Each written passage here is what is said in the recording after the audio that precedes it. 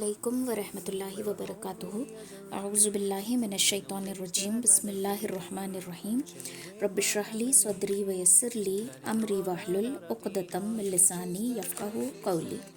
Rabbi यस्सिर वला तुअस्सिर वतम्मिम bill खैर वबिका नस्तईनु या फ़त्ताहू या फ़त्ताहू या फ़त्ताहू रब्बी ज़िदनी इल्मा रब्बी ज़िदनी इल्मा रब्बी ज़िदनी इल्मा।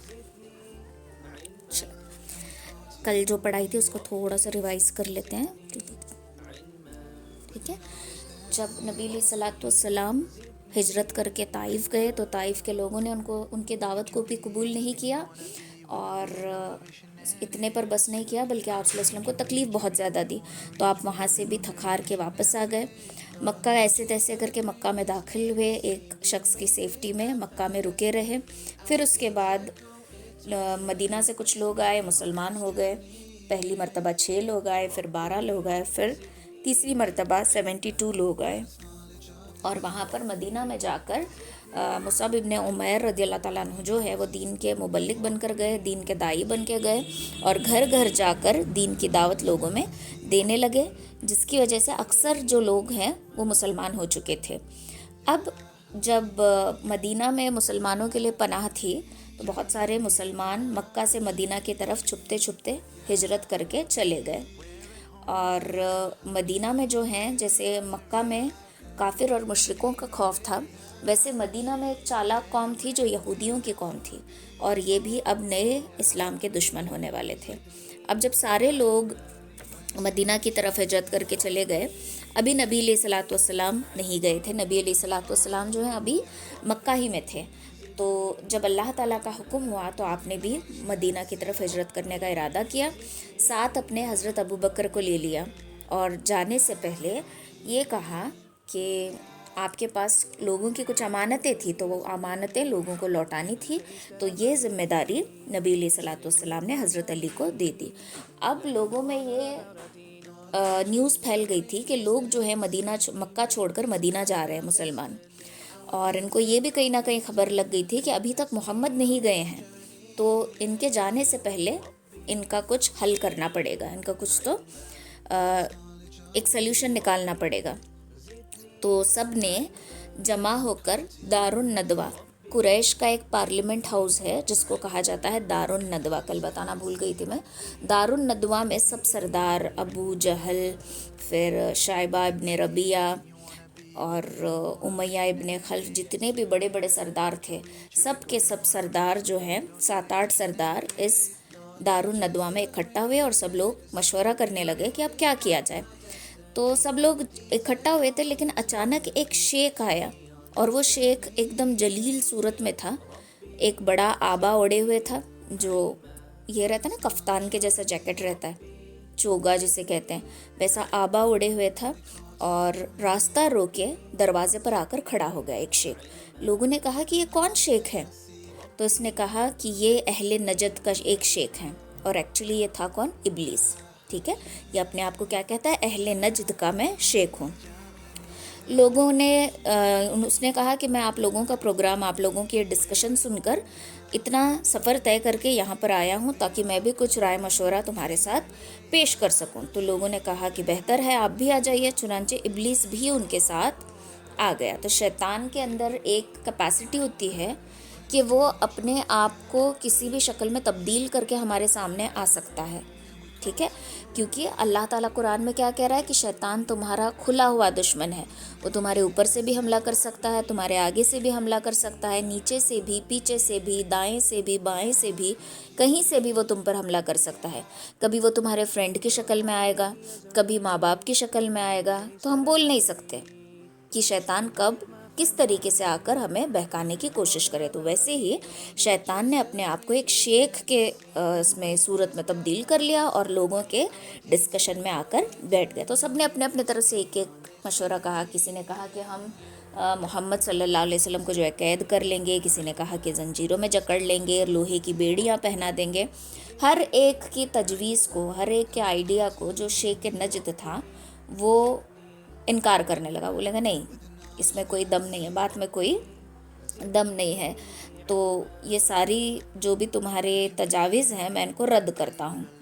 تو ابو جہل نے کہا کہ میرے پاس ایک رائے ہے، اور وہ رائے یہ ہے کہ ہم ہر ایک قبیلے کے ایک ایک طاقتور نوجوان کو لیں گے، اور ہر ایک نوجوان کے ہاتھ میں تیز دھار تلوار ہوگی، اور جب محمد صلی اللہ علیہ وسلم اپنے بستر میں ہوں گے تب ایک ساتھ سب ان پر حملہ کریں گے، اور اس طریقے سے خون کا جو قتل کا جو الزام ہے وہ سارے قبیلوں میں بٹ جائے گا اور کسی ایک کے اوپر اس کا الزام نہیں آئے گا۔ شیخ نجد نے کہا بات تو یہ رہی جو اس نوجوان نے کہی ہے، اگر کوئی تجویز اور رائے ہو سکتی ہے تو یہی ہے، باقی ساری کی ساری تم جو پلاننگ کر رہے ہو ہیچ ہے، یعنی کہ بیکار ہے۔ تو اب سب نے اس رائے کو پسند کیا، ٹھیک ہے۔ تو شیطان نے اس کو بھی بہت زیادہ بڑا چڑھا کر کہہ دیا، تو سب نے ارادہ کر لیا کہ اب ہم محمد صلی اللہ علیہ وسلم کا جو ہے وہ نعوذ باللہ قتل کریں گے۔ اب اس کے بارے میں نبی علیہ الصلوۃ والسلام کو آلریڈی اللہ تعالیٰ بتا چکا تھا، اور رات کے وقت سارے لوگ آپ صلی اللہ علیہ وسلم کے گھر کے باہر آ چکے تھے۔ اب لوگوں کو لگ رہا تھا کہ نبی علیہ الصلوۃ والسلام سوئے ہوئے ہیں، تو آپ نے حضرت علی کو اپنے بستر پہ لٹایا اور اپنی چادر اڑائی، اور لوگوں کی جو جو امانتیں تھیں بتا دیا کہ یہ ان کی امانتیں ہیں، تم آنے سے پہلے، مدینہ ہجرت کرنے سے پہلے ان کی امانتیں لوٹا کر آ جانا۔ اور حضرت ابو بکر سے نبی علیہ الصلوۃ والسلام نے کہا تھا کہ میں آپ کے گھر آؤں گا، آپ میرے گھر مت آنا، اور ہم دروازے سے نہیں بلکہ کھڑکی کے اور سے ہو کر نکل جائیں گے، اینڈ ہم مدینہ کا رخ نہیں کریں گے، ہم یمن کی طرف سے ہو کے جائیں گے تاکہ لوگ ہمیں ایزیلی پکڑ نہ سکیں۔ تو یہ ساری چیزیں ہو جاتی ہیں۔ اب لوگ تلواریں لے کر، ایک بڑا ہجوم آپ کے گھر کے باہر کھڑا ہے، اور آپ صلی اللہ علیہ وسلم انہی لوگوں کے بیچ میں سے نکل جاتے ہیں، پر یہ لوگ ان کو دیکھ نہیں پاتے۔ تو اللہ تعالیٰ نے ان کے اوپر آگے ایک دیوار بنا دی، نبی علیہ الصلوۃ والسلام کے پیچھے ایک دیوار بناتی، اور اوپر سے ان کو ڈھانپ لیا۔ یہ سورہ یاسین کی آیت آتی ہے، ٹھیک ہے۔ تو کوئی بھی ان کو دیکھ نہیں سکا، ان کے بیچ میں سے آپ صلی اللہ علیہ وسلم چلے گئے، اور کوئی بھی آپ صلی اللہ علیہ وسلم کو دیکھ نہیں سکا۔ اب سب دھیرے دھیرے گھر میں داخل ہوئے، اور ایک ساتھ تلوار کا وار کرنے ہی والے تھے کہ اچانک چہرے سے کسی نے چادر ہٹا کر دیکھا کہ یہ تو علی ہیں۔ اس نے کہا کہ رک جاؤ، مت قتل کرنا، یہ محمد صلی اللہ علیہ وسلم نہیں ہے بلکہ یہ تو علی ہیں، اور سب رک گئے۔ اب حضرت علی سے پوچھا کہ بتاؤ محمد کہاں ہے؟ کہتے ہیں کہ میں تو نہیں جانتا، مجھے بالکل بھی پتہ نہیں ہے کہ وہ کہاں ہے۔ تو اب لوگ اصرار کرتے ہیں، تکلیف دیتے ہیں، سب کچھ کہتے ہیں، لیکن حضرت علی کہتے ہیں کہ مجھے کچھ بھی علم ہی نہیں ہے، تو میں کیا بتاؤں کہ وہ کہاں گئے، میں کچھ نہیں جانتا، میں تو آرام سے سو رہا تھا، تم لوگوں نے آ کر مجھے یہاں پر جگایا ہے، ٹھیک ہے۔ تو سورہ یاسین کی جو آیت آتی ہے نا، وَجَعَلْنَا مِن بَيْنِ أَيْدِيهِمْ سَدًّا وَمِن خَلْفِهِمْ سَدًّا فَأَغْشَيْنَاهُمْ فَهُمْ لَا يُبْصِرُونَ، اور ہم نے ان کے آگے دیوار کھڑی کر دی اور ان کے پیچھے دیوار کھڑی کر دی، اور ہم نے انہیں ڈھانپ لیا اور وہ انہیں دیکھ نہیں سکتے۔ تو اس طریقے سے اللہ تعالیٰ نے نبی علیہ الصلوۃ والسلام کو ڈھانپ لیا، اور آپ صلی اللہ علیہ وسلم ان کے بیچ سے نکل گئے، اور کسی کو کچھ بھی پتہ نہیں چلا۔ اب ابو جہل غصے سے جاتا ہے حضرت ابو بکر کے گھر، کیونکہ سب جانتے تھے کہ چہیتا یار، چہیتا دوست جو ہے وہ تو حضرت ابو بکر ہی ہے، اور ابو بکر خوب جانتا ہوگا کہ محمد کہاں ہے۔ تو گئے تو ابو بکر بھی گھر پہ نہیں تھے۔ اب وہاں پر ان کی بیٹی تھی حضرت اسماء رضی اللہ تعالیٰ عنہا۔ تو ابو جہل کہتا ہے کہ تمہارے والد کہاں ہیں؟ تو حضرت اسماء کہتی ہیں کہ میں تو نہیں جانتی کہ کہاں ہے، مجھے کچھ نہیں پتہ۔ تو اس کو غصہ آتا ہے اور ایک دو بار پوچھتا ہے، یہ پھر سے کہتی ہیں کہ مجھے تو نہیں پتہ کہ کہاں ہے۔ تو ابو جہل کیا کرتا ہے، زور سے حضرت اسماء کو تھپڑ مارتا ہے، اور ایسے تھپڑ مارتا ہے کہ ان کے ایئر رنگس جو ہوتے ہیں وہ اکھڑ کے گر جاتے ہیں۔ تو سوچو کہ کتنی زور کا تھپڑ مارا ہوگا۔ تو اب حضرت اسماء بھی پریشان ہیں کہ یہ لوگ فالو کر رہے ہیں، کہیں ان کو پکڑ نہ لے۔ تو اب یہ لوگ یہاں سے ہجرت کرتے ہیں، ایک 5 میل کا راستہ کچھ طے کیا تھا، تو وہاں پر ایک پہاڑ تھا، اس پہاڑ کے دامن میں ایک غار تھا جس غار کا نام تھا غار سور، ٹھیک ہے۔ تو یہاں پر، اور یہ بہت اونچائی پر تھا، بلندی پر تھا۔ تو حضرت ابو بکر کہتے ہیں کہ ہمیں یہاں پناہ لینی چاہیے، لیکن ابو بکر کہتے ہیں کہ آپ رکیے، پہلے میں جا کر چیک کر کے آتا ہوں کہ اندر کی سچویشن کیسی ہے، اگر صحیح رہی تو میں آپ کو اندر بلوا لوں گا۔ تو حضرت ابو بکر اندر جاتے ہیں اور پوری غار کو صاف کرتے ہیں، اور جہاں جہاں چھید تھی، سوراخیں تھی، ان کو اپنی چادر پھاڑ پھاڑ کر وہ ساری ہولز جو ہیں پیک کر دیتے ہیں، اور پھر نبی علیہ الصلوۃ والسلام کو اندر بلاتے ہیں۔ اب آپ صلی اللہ علیہ وسلم حضرت ابو بکر کے گود میں سر رکھ کے لیٹے ہوئے تھے کہ اچانک ان کی نظر گئی ایک होल पे जो खाली थी, मतलब खुली हुई थी, और उसके अंदर था सांप। तो उसके अंदर जो है सांप था, और आपने अब सोचा कि अगर ये सांप बाहर आया तो ये नबी अलैहिस्सलाम को काट लेगा। तो आप हज़रत अबू बकर क्या करते हैं, अपने अंगूठे से उस होल को जो है पैक कर देते हैं। अब वो सांप अंदर से काटने लगता है, डसने लगता है, लेकिन वो हिलते नहीं है, क्योंकि आप सल्लल्लाहु अलैहि वसल्लम सोए हैं। अगर मैं हिलूंगा तो डिस्टर्ब होगा तो उनकी नींद में खलल होगा और उनको तकलीफ़ होगी, ये सोचकर वो डिस्टर्ब बिल्कुल भी नहीं करते और तकलीफ़ को क्या करते हैं, सहते जाते हैं। और इतना सहते हैं कि आपका पसीना निकलता है और आंसू निकलकर बहने लगते हैं, और ये आंसू आप सल्लल्लाहु अलैहि वसल्लम के चेहरे पर जाकर गिरते हैं। तो आपकी नींद खुलती है और आपने फरमाया, अबू बकर तुम्हें क्या हुआ है? तो उन्होंने अर्ज़ किया कि अल्लाह के नबी, मुझे किसी चीज़ ने ढस लिया है। आप सल्लल्लाहु अलैहि वसल्लम ने अपना लुआब लगाया और वहाँ पर मलते रहे, और आप सल्लल्लाहु अलैहि वसल्लम जैसे जैसे मल रहे थे वैसे वैसे जहर का असर जो है वो उतरता गया। कुछ किताबों में आता है कि ये जो सांप था ये हज़रत इब्राहिम या हज़रत सुलेमान के दौर का सांप था, और ये जिन था, क्योंकि जिन्नात में कैपेसिटी होती है कि वो अपने आप को तब्दील कर सकता है, सांप की शक्ल में, काली गाय जो होती है उसके शक्ल में, काली बिल्ली की शक्ल में, कुत्ते की शक्ल में, ठीक है। तो इन शक्लों में अपने आप को तब्दील कर सकता है जिन। तो वो कहता है कि मैं जानता था कि आप इस गार में आएंगे, और मैं बड़े सालों से आपका इंतज़ार कर रहा हूँ इसी गार में, और आज आप आए हैं और मैं आपको देखने वाला था, लेकिन इस शख्स ने सुराख बंद कर दी, तो इसके लिए मैंने इसको ढस लिया, ठीक है। तो ये वाक़या इस तरीके से आता है। फिर गारे सूर में ये छुपे हुए थे, गारे सूर तक भी लोग आ गए इनको ढूंढते ढूंढते, और अब हज़रत अबू बकर एकदम डर गए, क्योंकि अगर ज़रा सा भी ये लोग नीचे झुकते तो दोनों, हज़रत अबू बकर और हज़रत आप सल्लल्लाहु अलैहि वसल्लम दोनों दिख जाते। लेकिन अल्लाह का करना ऐसा हुआ कि दोनों गफलत, ये जो मक्का वाले आए थे ढूंढने के लिए, गाफिल होकर वहाँ से चले गए, उनको देख नहीं सके। फिर यहाँ पर ये लोग रुके रहे इसी गार में।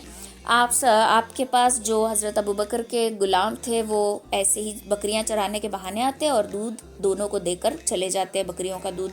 आपका बेटा भी कभी कभार आपसे मिलने आ जाता था। तो ऐसे तैसे करके यहाँ पे कुछ वक्त गुजारा, और फिर वहाँ से निकलने का वक्त आ गया। तो जब वहाँ से निकल रहे थे तो उसके पहले हज़रत अस्मा जो हैं तोशा लेकर आती हैं, ठीक है। अस्मा हज़रत अबू बकर की बेटी थी, ये खाना लेकर आती है, रास्ते के लिए कुछ खाने का इंतज़ाम। लेकिन जो रस्सी जैसा होता है ना जिससे तोशा टांग सकते हैं, वो लाना भूल गई। तो अब ये क्या करती हैं, अपना कमरबंद जो था, कमर के पास जो बेल्ट था उसको लेती हैं, उसको 2 हिस्सों में फाड़ देती हैं और तोशे को बांध कर उसको दे देती हैं कि चलो आप ये लेकर अपने सफ़र में रवाना हो जाओ। इसीलिए क्योंकि उन्होंने कमरबंद को बांध कर 2 टुकड़ों में करके तोशा बांध कर दिया था, तो इसलिए उनको लक़ब मिला ज़ातुन नित्तक़ैन, ठीक है। तो जो इस तरीके से इन्होंने 2 टुकड़ों में कपड़े के एडजस्टमेंट करके दी थी, इसीलिए उनको कहा जाता है ज़ातुन नित्तक़ैन, ठीक है। तो इस तरीके से उन्होंने वहाँ तक सपोर्ट किया। अब मक्का वालों को नबी अलैहिस्सलाम हज़रत अबू बकर मिल नहीं रहे थे, तो इन्होंने इश्तिहार कर दिया कि जो कोई नबी मोहम्मद सल्लल्लाहु अलैहि वसल्लम को या फिर उनके साथी अबू बकर को पकड़ के लाएगा, चाहे ज़िंदा चाहे मुर्दा, उसको 100 ऊँटों का इनाम होगा। तो ये खबर दौड़ते दौड़ते एक इंसान तक गई जो अभी मुसलमान नहीं हुआ था, वो अभी मुसलमान नहीं हुआ था और अभी ये गाफिल ही था। तो इस तक ये खबर गई और इसके अंदर ये लालच जागी कि मैं इन दोनों को पकड़ कर लाऊंगा, क्योंकि ये घोड़ा चलाने में भी माहिर था और ये बहुत पहुंचा हुआ भी था। इसका नाम था सराका इब्ने जशाम, ठीक है। तो इसको जब ये खबर मिली तो ये गया और इन दोनों को देख लिया। नबी अलैहिस्सलाम और हज़रत अबू बकर से दिख गए। अब इसने सोचा कि मैं तीर चलाऊंगा यहाँ से, लेकिन इतने में घोड़ा जो है गिर जाता है। अभी ऐसे तैसे उठता है और फिर फाल निकालता है, ठीक है, तीरकश से जब जो सोचकर तीर निकालता है उसमें भी जवाब नहीं आता है, लेकिन फिर भी क्या करता है, नहीं मुझे 100 ऊँट तो चाहिए, इसलिए मैं वार करूँगा। सोचता है इस बार घोड़ा जो औंधे मुँह गिर जाता है। तब इसको अंदाज़ा लगता है कि नहीं, ये जो शख्स जा रहा है ये कोई तो बड़ी हस्ती है, कुछ तो इसका मकाम है। और ये जाकर कहता है कि लोग तुम्हें ढूंढ रहे हैं और इतना तुम्हारे नाम पर इश्तिहार भी लगा दिया है कि जो तुम्हें पकड़ कर लाएगा उसको इनाम दिया जाएगा। تو آپ صلی اللہ علیہ وسلم پلٹ کر نہیں دیکھتے، کوئی جواب نہیں دیتے، اور یہ کہتا ہے کہ مجھے بخش دیجئے. تو آپ صلی اللہ علیہ وسلم کہتے ہیں کہ جاؤ، میں نے تمہیں بخش دیا، میں نے تمہیں نہیں دیکھا، تم نے ہمیں نہیں دیکھا. مطلب کسی کو کچھ بولنا مت اور ہم سے کوئی سوال بھی مت کرنا. اور وہ شخص وہاں سے چلا جاتا ہے جس کا نام تھا سراقہ ابن جشام. یہ بعد میں مسلمان ہوتا ہے، یہ ابھی مسلمان نہیں ہوا تھا، کہ بعد میں مسلمان ہو جاتا ہے. ٹھیک ہے. پھر اسی طریقے سے سفر کرتے کرتے کرتے بیچ میں بہت سارے واقعات پیش آتے ہیں، تو ان کو ہم تھوڑا بہت اسکپ کر لیں گے، بہت لمبی ہسٹری ہے. تو یہاں سفر کرتے کرتے اب یہ پہنچ جاتے ہیں عقبہ تک، قبا کی بستی تک. ٹھیک ہے. قبا کی بستی میں جب پہنچتے ہیں، اور یہاں پر مدینہ میں لوگ انتظار کر رہے تھے. اب ان کو خبر لگ گئی تھی کہ نبی آنے والے ہیں، تو ہر کوئی بے صبری سے انتظار کر رہا تھا. تو جیسے ہی آپ صلی اللہ علیہ وسلم کی آمد کی خبر ہوئی تو سب لوگ خوشی کے مارے ترانے گانے لگے، حمد پڑھنے لگے، تعریف کے گیت گانے لگے. تو مدینہ جو یثرب کا ایک شہر ہے، اس سے پہلے آپ ایک چھوٹے بستی میں پہنچے جس کا قبا کی بستی کہا جاتا ہے. یہاں پر مسلمانوں کے بہت سارے معزز گھرانے تھے، اور کلثوم ابن حدام ان کے سردار تھے. آپ صلی اللہ علیہ وسلم ان کے مہمان ہوئے اور 14 دن یہیں رہے. حضرت علی بھی تب تک آ کر ان تک مل چکے تھے، مطلب وہ بھی مکہ سے نکل کر سفر کر کے مدینہ پہنچ چکے تھے. یہاں قیام کے زمانے میں آپ صلی اللہ علیہ وسلم نے خود اپنے ہاتھ سے ایک چھوٹی سی مسجد کی بنیاد ڈالی تھی جس کا نام قبا کی مسجد ہے. مسجد اسلام کی پہلی مسجد ہے، قبا کی مسجد انہوں نے یہاں پر بنیاد ڈالی. پھر 14 دن ہونے کے بعد قبا کی بستی سے لے کر آپ مدینہ کی طرف گئے، اور یہ جمعے کا دن تھا. اور اب مدینہ میں ہر کوئی چاہ رہا تھا کہ آپ صلی اللہ علیہ وسلم میرے گھر رکیں. ہر کوئی کہہ رہا تھا کہ اے اللہ کے نبی، آپ پر میرا جان، میرے مال، میری ساری چیزیں قربان، آپ میرے گھر میں آ کر رکیے. تو آپ صلی اللہ علیہ وسلم کو اب ہر کوئی کہہ رہا تھا کہ میرے گھر آئیے، میرے گھر آئیے. تو آپ نے کہا کہ میں یہ سارا فیصلہ جو اپنی اونٹنی قصبہ پہ چھوڑتا ہوں، اللہ کے حکم سے یہ جس کے گھر کے سامنے جا کر بیٹھے گی میں اسی کے گھر میں قیام کروں گا. اور ہر کوئی چاہتا تھا کہ اونٹنی میرے یہاں رکے، تو اونٹنی کو پکڑنے لگے. آپ نے کہا کہ اونٹنی کو آزاد چھوڑ دو، یہ اپنی مرضی سے جہاں جا کر بیٹھے گی میں وہاں قیام کروں گا. تو اب اونٹنی چلتے چلتے چلتے جا کر رکی ابو ایوب انصاری رضی اللہ تعالیٰ عنہ کے گھر کے سامنے، اور آپ وہیں پر ان کے گھر میں رہنے لگے. اب یہاں پر رہنے کے بعد آپ صلی اللہ علیہ وسلم نے سوچا کہ پہلے مسجد کی تعمیر کی جائے. تو آپ صلی اللہ علیہ وسلم کو ایک زمین پسند آئی، اور اس زمین کے حقدار جو ہیں، اونر جو ہے، 2 یتیم بچے تھے. ان دونوں یتیموں نے چاہا کہ آپ یہ زمین جو ہے مفت میں لے لیجئے. تو آپ نے کہا کہ نہیں، میں یہ خرید کر لوں گا. ایک انصاری نے جو ہے وہ اس زمین کو خرید لیا. پھر وہاں پر پہلی مسجد بنی، مسجد نبوی جس کو کہا جاتا ہے. ٹھیک ہے. تو اس کو کنسٹرکشن کرنے میں آپ صلی اللہ علیہ وسلم اور صحابی سب مل کر اس کا کنسٹرکشن کر رہے تھے.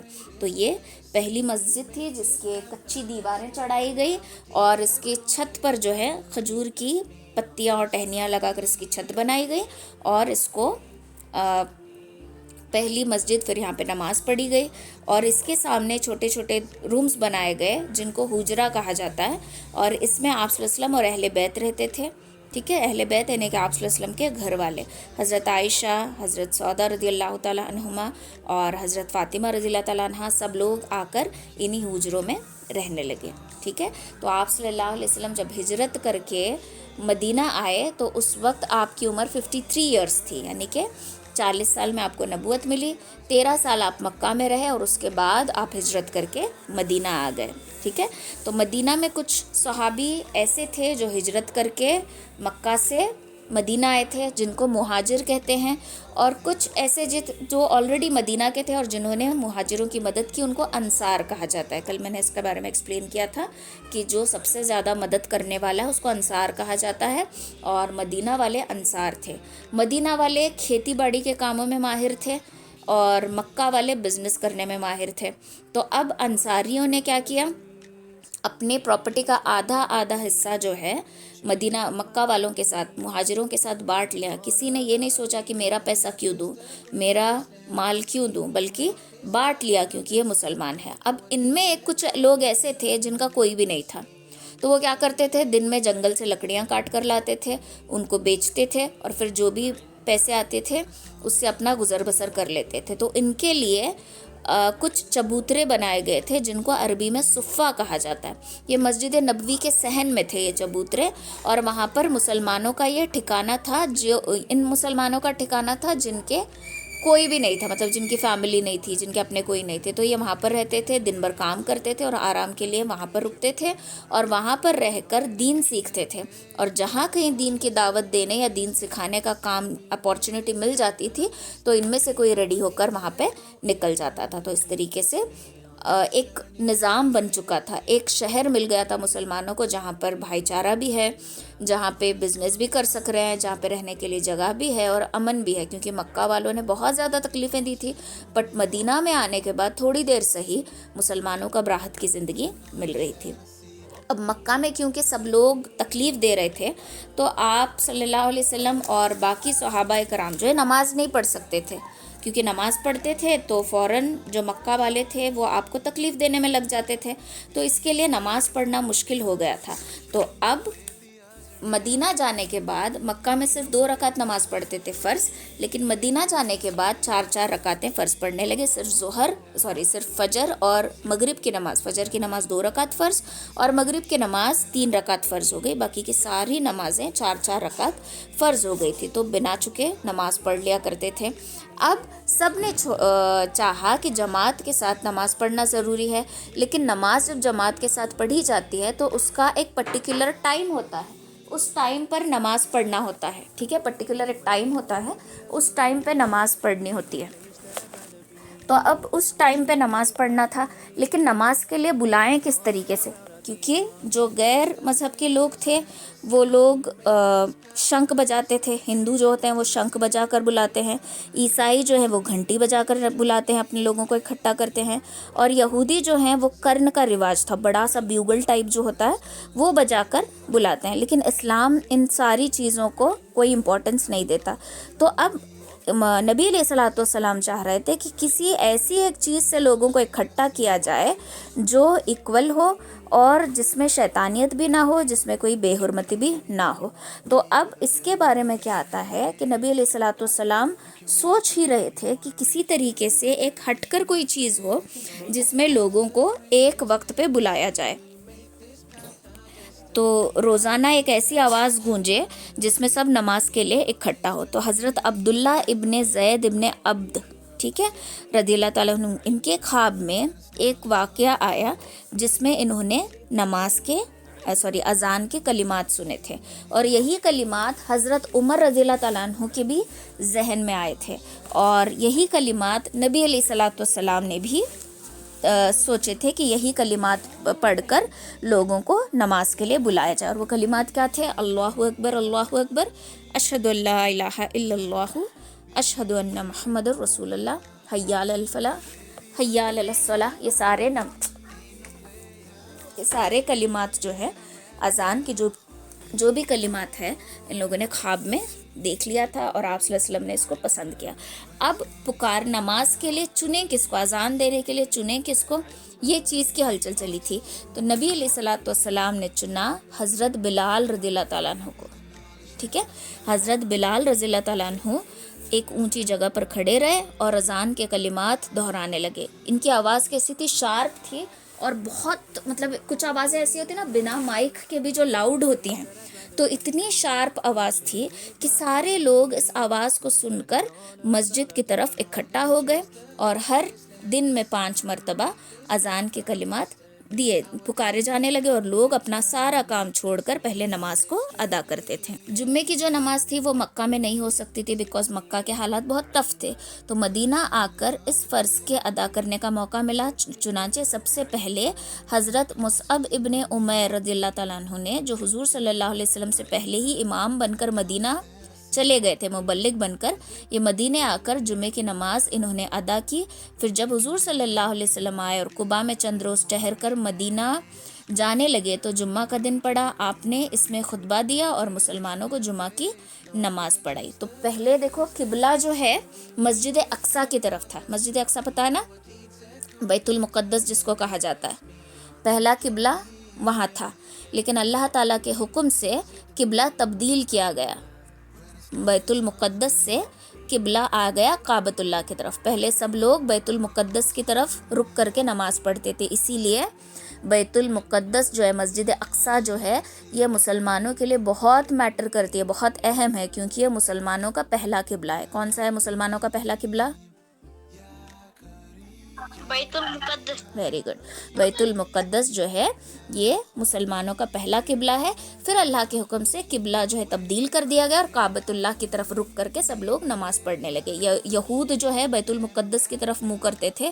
حضرت داؤد علیہ السلام، حضرت سلیمان علیہ السلام کی بنائی ہوئی مسجد تھی، اور اب عرب والوں کا قبلہ کعبہ تھا جو حضرت ابراہیم علیہ السلام کی مسجد تھی. حضور صلی اللہ علیہ وسلم جب تک مکہ میں رہے کعبے کے سامنے اسی طرح کھڑے ہوتے تھے، بیت المقدس کے سامنے بھی گئے تو اس طریقے سے کھڑے ہونے لگے. لیکن اللہ کے حکم سے یہ چینج کر دیا گیا، کیونکہ اگر تب وہاں جانے کے بعد بھی بیت المقدس کا قبلہ رخ کرتے تو پھر یہ یہودیوں کی مشابہت ہو جاتی. اسی لیے اللہ تعالیٰ نے کیا کیا، یہ چیز چینج کر دی. ٹھیک ہے، تو نماز اس طریقے سے فرض ہوئی. اذان اس طریقے سے دی جانے لگی. اذان کے کلمات جو ہے خواب کے ذریعے بتائے گئے. کوئی بھی بے حرمتی والی چیز کا استعمال نہیں کیا گیا اذان کو نماز کے لیے اکٹھا کرنے کے لیے. اور اب نماز جو ہے فرض تھی. دیکھو اللہ اگر چاہتا تو پہلے ہی بول دیتا کہ نہیں نماز فرض ہے، ایٹ اینی کاسٹ تم لوگوں کو یہیں مکہ میں اس طریقے سے پڑھنا ہے. لیکن اللہ تعالیٰ نے آسانیاں پیدا کی. اگر اللہ ایسے سخت حکم دیتا، سخت اصول رکھتا تو پھر لوگ اسلام کی طرف مائل نہیں ہوتے. ٹھیک ہے، دین جو ہے خیر خواہی ہے، دین جو ہے محبت کا نام ہے، اور اللہ تعالیٰ نے اس میں آسانیاں پیدا کری. جب مسلمانوں کو راحت ملی، چین ملا، امن ملا، تب جا کر اللہ تعالیٰ نے کیا کیا کہ 4 رکعت فرض کر دی. ٹھیک ہے، تو یہاں تک کافی ہے. اب میرے جلدی آنسرز دو. مدینہ کا اصلی نام کیا ہے؟ مدی النبی. مدینہ کا اصلی نام کیا ہے؟ Yathrib. Very good, Yathrib. Yathrib جو ہے مدینہ کا اصلی نام ہے. جب آپ صلی اللہ علیہ وسلم یثرب گئے تو یثرب کا نام مدینۃ النبی ہو گیا. ٹھیک ہے، آپ صلی اللہ علیہ وسلم کے جانے کی وجہ سے مدینۃ النبی اس کا نام ہو گیا. مدینہ میں رہنے والے صحابیوں کو کیا کہا جاتا ہے؟ ویری گڈ، انصار، سب سے زیادہ مدد کرنے والے. اور مکہ سے جو مدینہ ہجرت کر کے گئے تھے ان کو کیا کہا جاتا ہے؟ صحابی کرام. نہیں، مہاجر نہیں، مہاجر کہا جاتا ہے. ٹھیک ہے، ہجرت کرنے والے مہاجر کہا جاتا ہے. آپ صلی اللہ علیہ وسلم مدینہ ابھی گئے نہیں تھے مسلمانوں کے ساتھ، تو آپ صلی اللہ علیہ وسلم نے مدینہ کا سفر کس کے ساتھ طے کیا؟ ابو بکر.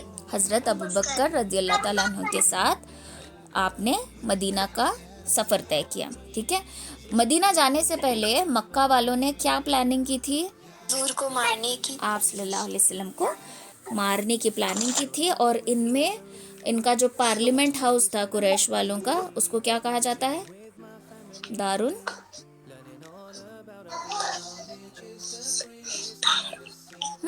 زور سے دارالندوہ.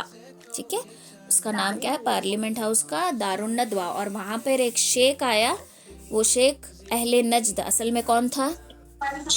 ابلیس تھا.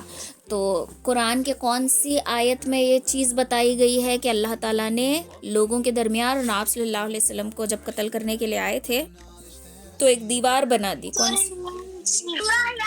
ویری گڈ، سورہ یاسین میں بتایا گیا کہ آپ صلی اللہ علیہ وسلم کے درمیان اور ان لوگوں کے درمیان اللہ تعالیٰ نے ایک دیوار بنا دی اور ان کو ڈھانپ لیا. اب ان کو نہیں دیکھ سکتے، ان کو چھپا لیا اور ان کو وہ دیکھ نہیں سکتے. پھر آپ لوگوں نے، حضرت ابو بکر اور حضرت محمد صلی اللہ علیہ وسلم نے جس غار میں پناہ لی، اس غار کا نام کیا تھا؟ غار سور تھا. غار سور میں انہوں نے پناہ لی، ہے نا. تو پھر اس کے بعد وہاں پر کچھ دن رکے. اس کے بعد جب مکہ والوں کو آپ صلی اللہ علیہ وسلم اور حضرت ابو بکر ملے ہی نہیں، تو انہوں نے کیا ایڈورٹائزمنٹ، کیا اشتہار چھپا دیا کہ جو بھی ان کو پہلے ڈھونڈے گا ان کو 100 اونٹ انعام میں ملیں گے. ان کو دونوں کو جو پکڑ کر لائے گا، چاہے وہ زندہ لائے یا پھر قتل کر کے لائے، کس طریقے سے بھی لائے، بٹ ان دونوں کو جو کوئی پکڑ کے لائے گا اس کو 100 اونٹ انعام میں دیے جائیں گے. لیکن آپ صلی اللہ علیہ وسلم کو کوئی بھی نہیں پکڑ سکا، اور جو پکڑنا چاہ رہا تھا سراقہ ابن جشام، وہ اس کا گھوڑا ہی گرنے لگا اور اس نے سمجھ لیا کہ یہ کچھ تو الگ بات ہے اور میں ان کو نہیں پکڑ سکتا. پھر آپ صلی اللہ علیہ وسلم مکہ میں کتنے سال رہے؟ ویری گڈ 13 سال رہے. پھر اس کے بعد مدینہ گئے. مدینہ ڈائریکٹلی مدینہ انٹر کیا, اس کے پہلے کوئی کہیں اور رکے 14 دن. کہیں اور رکے. کیا تھا اس ایریا کا نام, بستی کا نام کیا تھا؟ ویری گڈ, کوبا کی بستی. اور کوبا کی بستی میں آپ نے کیا بنائی؟ ویری گڈ, مسجد بنائی, جو اسلام کی پہلی مسجد تھی, جسے مسجد قباء کہا جاتا ہے. وہاں پر 14 دن رکنے کے بعد آپ مدینہ گئے. مدینہ جانے کے بعد آپ صلی اللہ علیہ وسلم نے کس کے گھر قیام کیا؟ حضرت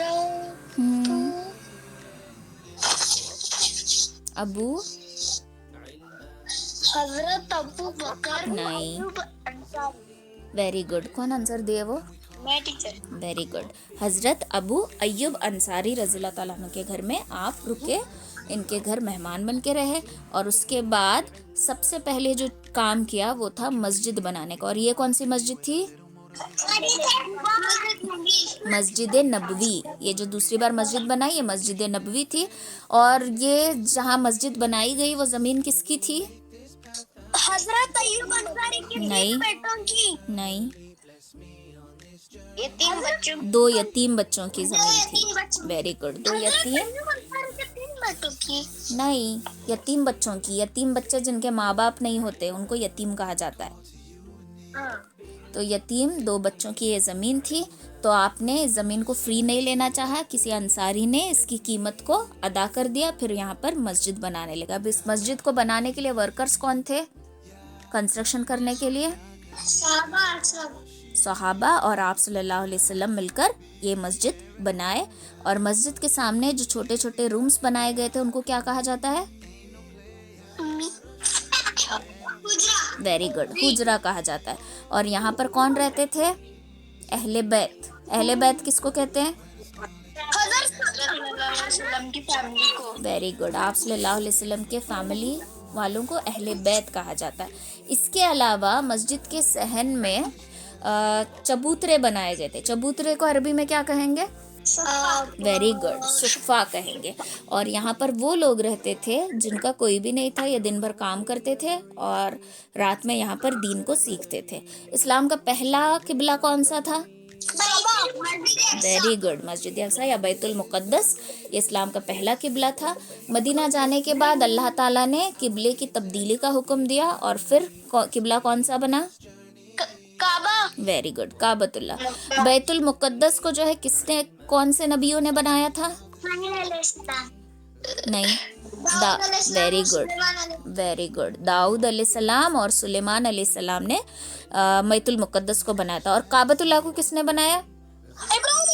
ویری گڈ, ابراہیم علیہ السلام اور اسماعیل علیہ السلام نے کعبۃ اللہ کو بنایا. ٹھیک ہے. اب مسجد بننے کے بعد نمازیں فرض ہو گئی. نماز کو پکارنے کے لیے کسی ایک چیز کی ضرورت تھی, تو کیا کون سے الفاظ چنے گئے؟ حضرت بلال نے اذان دی. اذان کے کلمات چنے گئے, اللہ اکبر اللہ اکبر, اشہد ان لا الہ الا اللہ, اشہد ان محمد رسول اللہ. یہ الفاظ چنے گئے اور ان الفاظ کو پکار کر نماز کے لیے اعلان کیا جاتا تھا اور نماز کے لیے بلایا جاتا تھا. ٹھیک ہے. تو آپ نے چنا حضرت بلال کو, تو حضرت بلال نے سب سے پہلے اذان دی ہے. اب یہاں پر ایک چیز نوٹ کرنے کی ہے کہ حضرت بلال جو ہیں دکھنے میں کیسے تھے؟ کون تھے حضرت بلال؟ ہاں, حضرت بلال ایکچولی غلام تھے. ٹھیک ہے, ایک سرونٹ تھے. اور یہ حبشی تھے, یعنی کہ نیگرو تھے. اب نیگرو پیپل کیسے ہوتے ہیں؟ بہت ان کا ڈارک کمپلیکشن ہوتا ہے. تو ہم جو فرق کرتے ہیں نا گورے کالے میں, امیر غریب میں, نوکر میں, مالک میں, جیسے فرق کرتے ہیں, اگر ایسا فرق اسلام میں ہوتا تو اللہ تعالیٰ کبھی حضرت بلال سے نہیں کہتے کہ جاؤ اور اذان دو. سب سے سمارٹ اگر صحابیوں میں کوئی تھے تو حضرت عثمان تھے, بہت گورے تھے. اگر اللہ کے نبی چاہتے تو ان کو کہتے کہ اذان دو, لیکن اللہ نے کس کو چنا؟ حضرت بلال کو. ٹھیک ہے. تو یہ مؤذن ہے سب سے پہلے اسلام کے جنہوں نے اذان دی, اذان کے کلمات کہے اور اذان دی. یہ سب سے پہلے مؤذن اذان دینے والے کا بہت بڑا مقام ہوتا ہے. تو یہاں پر ہمیں یہ سیکھنے کو ملتا ہے کہ کوئی بھی اپنے کلر سے, اپنے لک سے امپورٹنٹ نہیں ہوتا. انسان امپورٹنٹ بنتا ہے اپنے اعمال سے. کتنے اچھے کام کرتے ہیں ہم اتنے اچھے بنتے ہیں. باقی ہم کیسے دکھتے ہیں، گورے ہیں، کالے ہیں، لمبے ہیں، دبلے، موٹے، پتلے، یہ کچھ بھی میٹر نہیں کرتا. یہ ساری چیزیں دین میں نہیں دیکھی جاتی. اوکے، یہاں تک کلیئر ہے؟ سبحان میم اللہ. مجھے ایک ڈاؤٹ ہے. ہاں پوچھو. اللہ نے سب پروفٹ کو میل بھیجا ہے، ایک پروفٹ کو بھی فیمیل کیوں نہیں بھیجا؟ کیا؟ اللہ نے سب پروفٹس کو میل بھیجا ہے، ایک پروفٹ کو بھی اچھا، فیمیل نہیں فیمیل بھیجا. پروفٹ کیسے ہو سکتی ہے؟ عورت اگر کہیں بھی گئی تو وہ پروفٹ کیسے ہو سکتی ہے؟ جب عورت کہیں جاتی ہے تو عورت کے لیے ریسٹرکشنس ہے. ریسٹرکشنس ان دا سینس اللہ تعالیٰ نے کچھ دائرے رکھے ہیں. جو چیز مرد کر سکتے ہیں وہ عورت نہیں کر سکتی. لائک آپ کرتا پہن کے بھی باہر جا سکتے ہو، آپ شرٹ پینٹ پہن کے بھی باہر جا سکتے ہو، آپ باہر جا کے زور سے چلا بھی سکتے ہو، بٹ عورت کے لیے کچھ حدود رکھے ہیں. بیکاز اسلام میں لڑکوں سے زیادہ امپورٹنٹ لڑکیاں ہیں. ٹھیک ہے، جو چیلنجز پروفٹس فیس کرتے تھے وہ لڑکیاں فیس نہیں کر سکتی تھی. کسی کو آرے سے چیر دیا گیا، کسی کے اوپر اوجڑی ڈال دی گئی ہے نا. تو لڑکیوں کا ایک الگ مقام ہے اسلام میں. ٹھیک ہے، لڑکے سے زیادہ امپورٹنٹ لڑکی ہوتی ہے، اور جو چیز بہت زیادہ پریشیس ہوتی ہے اس کو بہت زیادہ سیفٹی میں رکھا جاتا ہے. تو اسلام میں لڑکیوں کا مقام بہت ہائی ہے، اس لیے ان کو سیف رکھنے کے لیے اللہ تعالیٰ نے کبھی کسی لڑکی کو پروفٹ نہیں بنا. بیکاز جو چیلنجز دیکھو، آپ صلی اللہ علیہ وسلم کے ایگزامپلس لے کے دیکھو. آپ صلی اللہ علیہ وسلم کعبۃ اللہ کے صحن میں نماز پڑھتے تھے تو لوگ آ کر ان کے پر اوجڑی ڈال رہے ہیں، کچرا ڈال رہے ہیں. اگر کوئی لڑکی ہوتی اوجڑی کے نیچے دب جاتی، کیونکہ مرد کے مقابلے عورت کی طاقت تھوڑی سی کم ہوتی ہے. لیکن اگر عورت صبر کرنے پہ آئے تو مرد سے زیادہ طاقتور بن جاتی ہے. جو ہم لوگ ڈومینیٹ کرتے ہیں نا گرلز کو، یہ چیز بہت غلط ہے، کیونکہ اسلام میں لڑکیوں کا بہت الگ مقام ہے. لڑکیوں کو بہت امپورٹنس دی گئی ہے نا اسلام میں. جتنی امپورٹنس لڑکوں کو دی گئی اس سے زیادہ امپورٹنس لڑکیوں کو دی گئی، بٹ ہم لوگ وہ چیز کرتے نہیں ہیں، ہے نا. تو اس کے لیے اللہ تعالیٰ نے چیلنجز فیس کرنے کے لیے لڑکی کو نہیں چنا. اور لڑکی جذباتی ہوتی ہے. مطلب جیسے ایگزامپل تمہارے امی کو ہی لے لو. صبح میں غصہ کریں گی، تھوڑی دیر بعد پھر پیار آئے گا تمہارے اوپر. ڈانٹیں گی بھی، پیار بھی کریں گی. غصے میں بولیں گی کہ ایسا کرو گے تو تمہیں کھانے ہی نہیں دوں گی، لیکن پھر جب تم بھوکے رہو گے تو امی کا ہی دل تڑپے گا. تو عورت کے اندر جذبات ہوتے ہیں. وہ تھوڑی دیر میں غصہ بھی کرے گی، تھوڑی دیر میں پیار بھی کرے گی، تھوڑی دیر میں ناراض بھی ہوگی، پھر تمہارے بنا وہ رہ بھی نہیں سکے گی. تو کسی بھی ڈیسیجن لینے میں انسان جذباتی نہیں ہو سکتا، فرم ڈیسیجن لینا پڑتا ہے. اور فرم ڈیسیجن مرد لے سکتا ہے، عورت نہیں لے سکتی. اگر عورت ڈیسیجنس لینے لگی تو وہ موڈ کے حساب سے چینج ہوتے جائیں گے، لیکن مرد کے ڈیسیجن موڈ کے حساب سے چینج نہیں ہوتے. جیسے آپ صلی اللہ علیہ وسلم اور صحابہ کرام کا بوائیکاٹ کیا گیا. اگر اس جگہ عورت ہوتی تو وہ کیا بولتی؟ نہیں چھوڑو، 3 سال کسی کو بھوکے کیا رکھنا، چلو ہم جیسی لائف سٹائل جی رہے تھے ویسے ہی جئیں گے. عورت جذبات سے فیصلے لیتی ہے. تو اس کے لیے اللہ تعالیٰ نے کسی بھی عورت کو پروفٹ نہیں بنایا. کلیئر ہو گیا؟ اور کوئی ڈاؤٹ ہے؟ چلو. اچھا، لڑکیاں امپورٹنٹ ہوتی ہے کا مطلب ابھی موڈ آف مت کر لو کہ ہم امپورٹنٹ نہیں ہے. ہر کسی کا اپنا اپنا مقام ہوتا ہے، لیکن گرلز کو ایک الگ مقام دیا. گرلز پریشیس ہوتے ہیں، اس لیے ان کو پردے میں رکھا گیا، برقعے میں رکھا گیا، ہماری سیفٹی کے لیے. ہاں، بوائز کو کیا بنایا گیا؟ ان کے سیف گارڈز. مطلب کہیں جا رہے ہیں تو اپنے بھائی کے ساتھ جاؤ، اپنے فادر کے ساتھ جاؤ. گارڈین بنا دیا گیا مرد کو عورت کا. تو اس کے لیے عورت پریشیس ہے، اور عورت کی سیفٹی کرنا مرد کی ذمہ. آپ کی بہن ہے تو پریشیس ہے، اس کو سیف رکھنا، اس کو گارڈ کرنا آپ کی ذمہ داری. ہاں، اس طریقے سے آپ اگر اپنی امی کے ساتھ بھی کہیں بھی جا رہے ہو تو آپ گارڈین ہو، آپ محرم ہو، تو آپ کو امی کا ہاتھ پکڑ کے سپورٹ کر کے جانا ہے. ٹھیک ہے، تو وہ آپ کی سیفٹی میں ہوتی ہے. تو اور لڑکی کو اللہ نے پریشیس بنایا، اور پریشیس چیز کی حفاظت کے لیے لڑکے کو بنایا. ٹھیک ہے، چل. سبحان اللہ و بحمدہ، سبحان